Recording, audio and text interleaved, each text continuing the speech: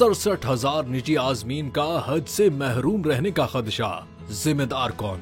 आइए जानते हैं। निजी हज टूर ऑपरेटर सनाउल्लाह ने 67,000 निजी आजमीन हज से मुतालिक खदशा जाहिर करते हुए कहा है कि 95 अरब रुपए जमा कराने वाले हज पर नहीं जा सकेंगे। निजी न्यूज चैनल के मुताबिक सेनेट की कायमा कमेटी बराए मजहबी उमूर का इजलास हुआ, जिसमें निजी हज टूर ऑपरेटर के सदर सनाउल्लाह ने कमेटी अरकान को सूरत हाल से मुतालिक ब्रीफिंग देते हुए अपनी शदीद तशवीश और खदशात का इजहार किया है। जबकि कायमा कमेटी ने इस मामले पर वजीर आजम शहबाज शरीफ से मुलाकात का फैसला किया है। सेक्रेटरी ने मेंबरान को बताया कि अभी राजी कंपनी के खिलाफ तहकीकात पर लग गए तो हज ऑपरेशन मुतासिर होगा, जिस पर सेनेटर ओन अब्बास ने कहा कि हज ऑपरेशन चलाते रहें और इसके साथ तहकीकात भी करें, आप इससे इनकार नहीं कर सकते। सेक्रेटरी ने बताया कि वजीर आजम की जानिब से कहा गया है कि अब वक्त कम है, हज की तैयारी करें, राजी कंपनी को बदल नहीं सकते, तहकीकात की जरूरत है तो करने को तैयार हैं। यही सूरत हाल रही तो कहीं सऊदी अरब हमारा कोटा ही न कम कर दे।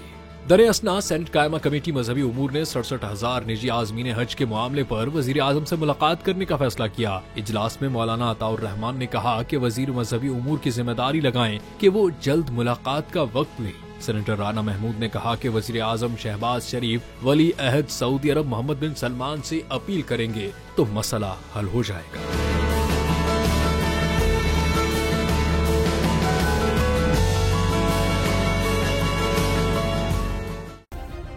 सब्सक्राइब करें और बेल दबाएं ताकि कोई खबर रह न जाए।